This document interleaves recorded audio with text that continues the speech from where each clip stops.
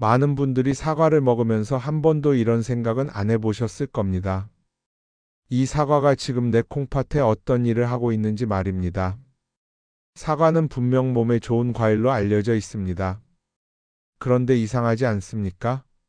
사과를 꾸준히 먹는데도 예순을 넘기면 콩팥 수치는 왜 나빠질까요? 아침 사과는 금사과라는 말 정말 모든 나이에 해당되는 이야기일까요? 혹시 그 상식이 예순 이후에는 완전히 반대가 된다면 어떻겠습니까? 왜 어떤 사람에게는 약이 되고 어떤 사람에게는 독이 되는지 그 기준이 어디서 갈리는지 지금부터 하나씩 짚어보겠습니다. 대부분의 분들은 이렇게 생각하십니다. 몸에 좋은 음식은 많이 먹을수록 좋고 꾸준히 먹으면 더 좋다고 말입니다. 사과 역시 예외가 아니었습니다. 하루에 한 개 아침마다 챙겨 먹는 습관이 건강의 상징처럼 여겨져 왔습니다. 그런데 여기서 한 가지 질문을 던져보겠습니다. 몸에 좋은 음식이라면 왜 나이가 들수록 문제가 생길까요? 왜 예순을 넘기면서부터 콩팥 수치는 떨어지고 부종이나 거품료 같은 신호가 나타나나요? 음식이 갑자기 나빠진 것도 아닌데 말입니다. 사실 문제는 사과가 아닙니다. 더 정확히 말하면 사과의 성분도 아닙니다. 문제는 예순 이후에도 여전히 젊을 때의 몸을 기준으로 음식을 받아들이고 있다는 데 있습니다. 우리 몸은 나이가 들면서 분명히 변합니다. 위장의 소화 속도도 느려지고 혈관의 탄력도 줄어들며 무엇보다 콩팥이 감당할 수 있는 처리량 자체가 달라집니다. 하지만 우리는 이 변화를 거의 의식하지 않습니다. 어제 먹던 것을 오늘도 그대로 먹고 예순 이전에 괜찮았던 습관을 예순 이후에도 그대로 이어갑니다. 이 지점에서 상식 하나가 완전히 뒤집힙니다. 몸에 좋은 음식이 항상 좋은 음식은 아니라는 사실입니다. 특히 콩팥처럼 조용히 일하는 장기는 과한 건강 습관에 가장 먼저 지칩니다. 사과는 여전히 좋은 과일입니다. 다만 언제 어떻게 먹느냐에 따라 콩팥에게는 도움이 될 수도 있고 아무 말 없이 기능을 갉아먹는 부담이 될 수도 있습니다. 사과를 먹으면서 콩팥을 망가뜨리는 가장 흔한 실수는 의외로 아주 단순합니다. 사과를 무엇과 함께 먹느냐, 그리고 어떤 형태로 먹느냐를 전혀 신경 쓰지 않는다는 점입니다. 많은 분들이 사과 자체만 떠올립니다. 껍질이 좋다, 당이 적다, 비타민이 많다 같은 정보만 기억합니다. 하지만 콩팥의 입장에서 중요한 것은 사과 한 조각이 아니라 그 사과가 몸속에서 어떤 속도로 어떤 상태로 처리되느냐입니다. 특히 예순 이후에는 콩팥이 감당할 수 있는 처리 속도가 눈에 띄게 느려집니다. 젊을 때는 갑자기 당이 들어와도 버텨주던 장기가 나이가 들면 작은 자극에도 쉽게 지칩니다. 그런데 우리는 여전히 사과를 가장 부담이 큰 방식으로 먹고 있습니다. 바로 갈아서 마시거나 공복에 단독으로 먹는 습관입니다. 사과를 씹어 먹을 때와 갈아서 마실 때 콩팥이 받는 부담은 전혀 다릅니다. 씹는 과정에서는 침이 분비되고 당분은 천천히 흡수됩니다. 이 시간 차이가 콩팥에게는 숨 돌릴 틈이 됩니다. 반면 사과를 갈아 마시면 이 모든 과정이 사라집니다. 식이섬유가 잘게 부서지고 당분은 한꺼번에 혈액으로 쏟아집니다. 콩팥은 준비할 시간도 없이 갑자기 늘어난 혈당과 노폐물을 처리해야 합니다. 여기서 많은 분들이 이렇게 말씀하십니다. 사과즙은 설탕도 안 넣었고 집에서 직접 만들었는데 뭐가 문제냐고 말입니다. 하지만 콩팥은 출처를 따지지 않습니다. 천연이든 가공이든 빠르게 들어오는 당분은 똑같이 부담이 됩니다. 특히 사과 속 과당은 체내에서 요산을 만들어내는데 이 요산은 콩팥을 가장 괴롭히는 물질 중 하나입니다. 요산이 많아지면 혈액은 점점 끈적해지고 콩팥 속 미세한 혈관은 압력을 받습니다. 이 과정이 반복되면 콩팥 조직은 점점 굳어갑니다. 문제는 이 변화가 눈에 보이지 않는다는 점입니다. 어느 날 갑자기 수치가 나빠진 것처럼 보이지만 사실은 오랜 시간 쌓여온 결과입니다. 또 하나 놓치기 쉬운 실수가 있습니다. 바로 사과를 단독으로 먹는 습관입니다.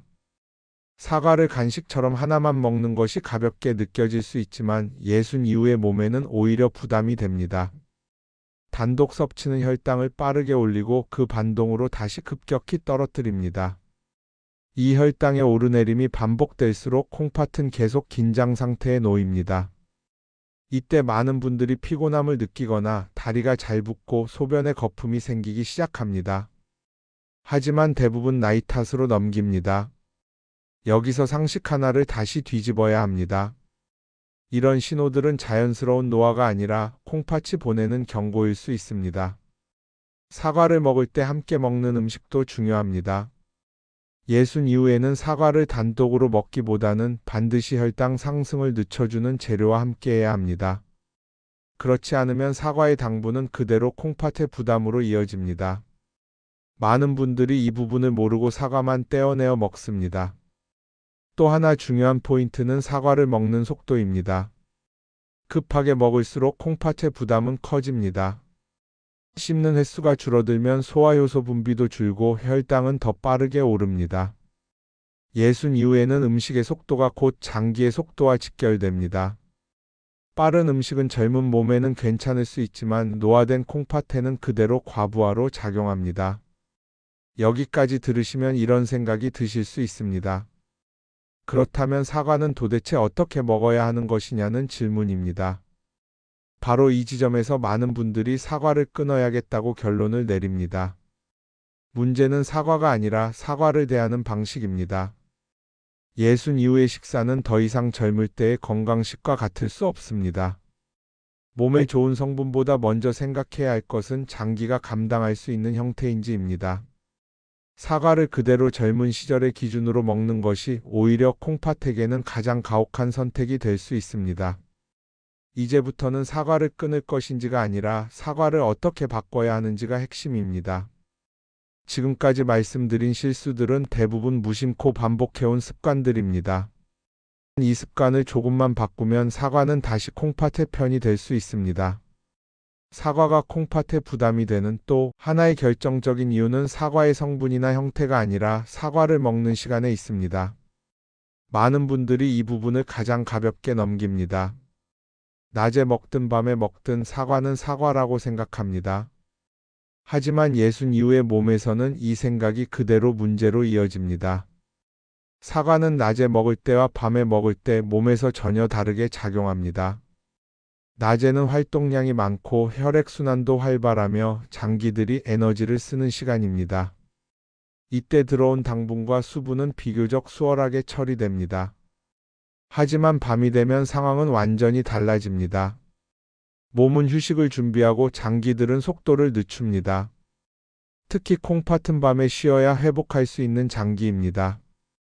그런데 이 시간에 사과를 먹으면 어떤 일이 벌어질까요? 사과에 들어있는 당분과 수분이 혈액으로 들어오면서 콩팥은 다시 일을 시작해야 합니다. 문제는 이 일이 짧게 끝나지 않는다는 데 있습니다. 밤에 들어온 음식은 처리 속도가 느려지고 그만큼 콩팥은 더 오래, 더 강한 부담을 받게 됩니다. 여기서 중요한 상식 하나를 짚고 가야 합니다. 콩팥은 낮보다 밤에 더 민감해집니다. 밤에는 혈압이 자연스럽게 떨어져야 콩팥의 미세혈관이 쉬게 됩니다. 그런데 밤에 음식을 먹으면 혈압이 충분히 내려가지 않습니다. 특히 당분이 들어오면 혈압과 혈당이 동시에 유지되거나 오히려 올라가는 경우도 많습니다.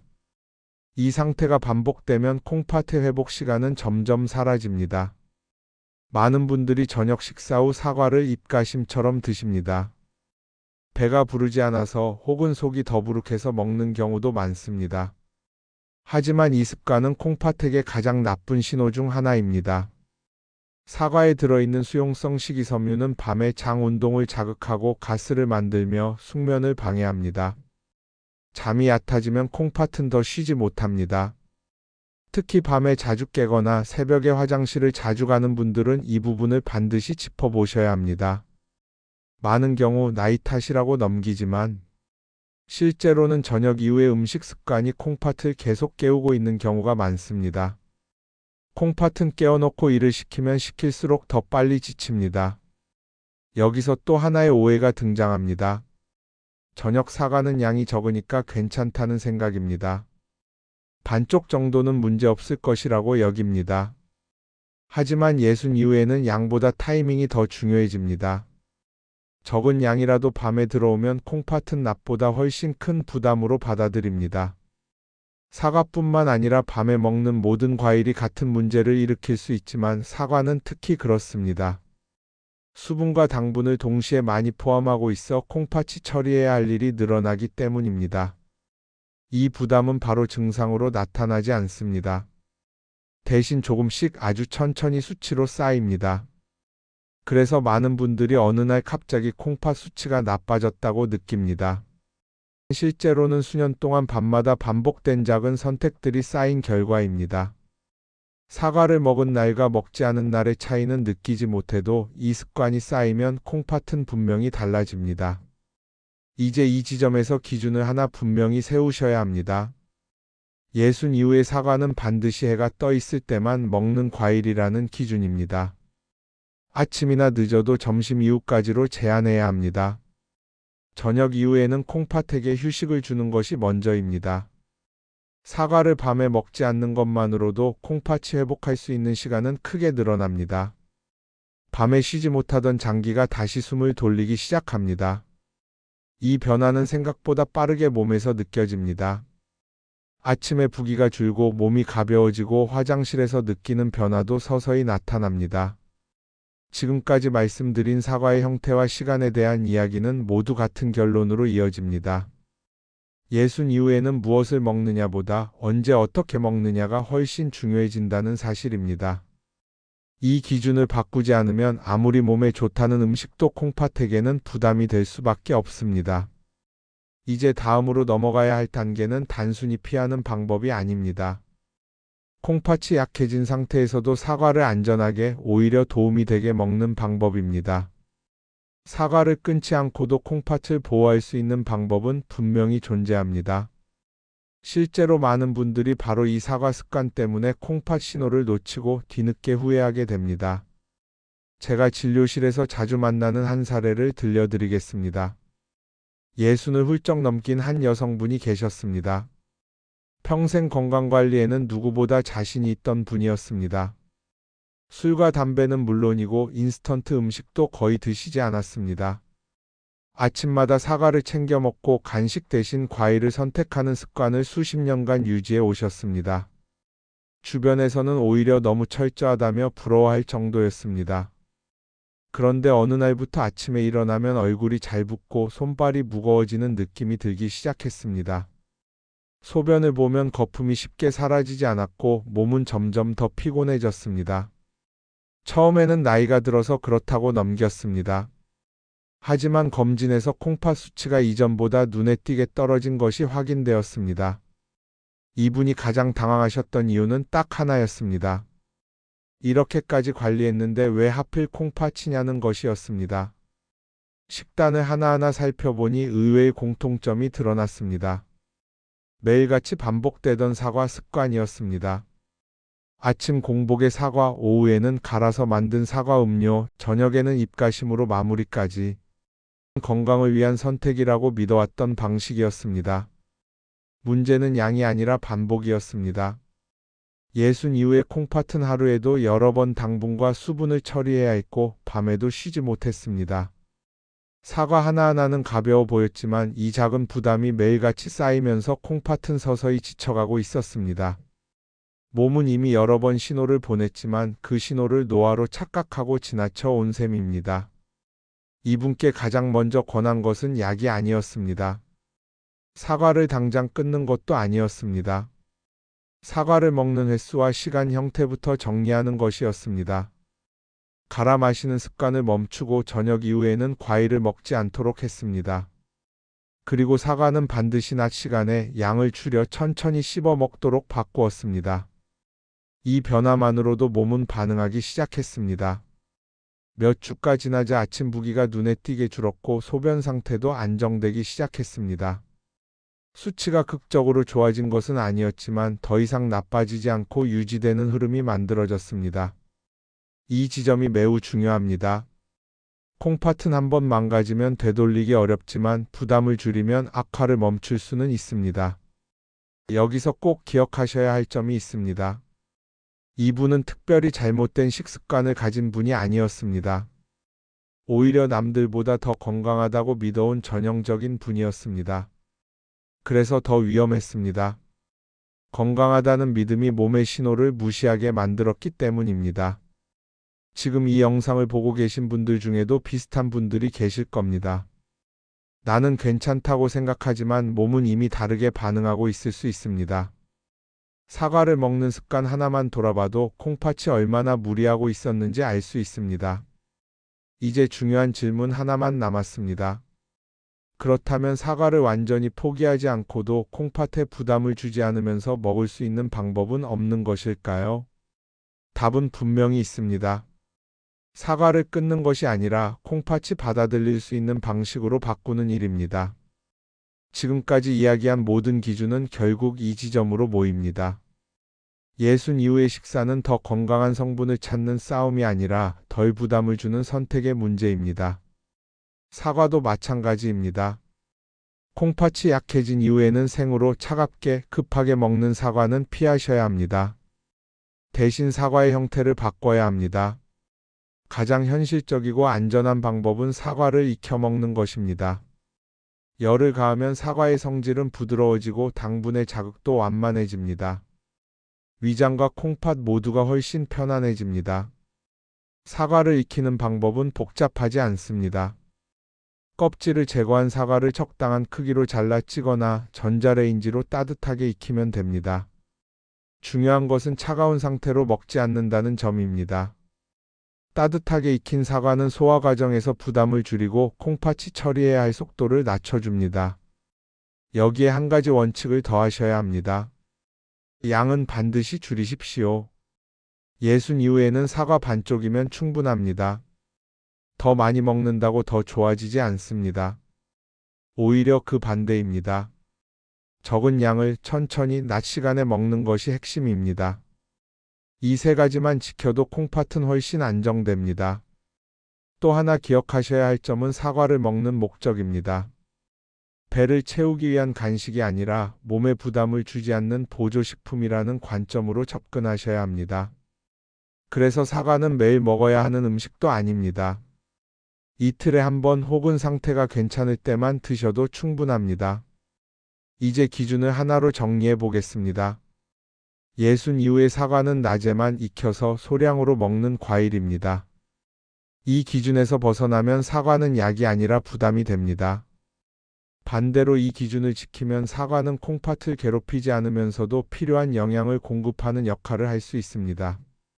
혹시 지금 콩팥 수치가 경계선에 있거나 부기와 피로가 잦아졌다면 오늘부터 바로 이 기준을 적용해 보십시오. 며칠 안에 몸이 보내는 반응이 달라지는 것을 느끼실 겁니다. 큰 변화가 아니라 작은 선택 하나가 쌓이면서 만들어지는 변화입니다. 오늘 이야기의 핵심은 단순합니다.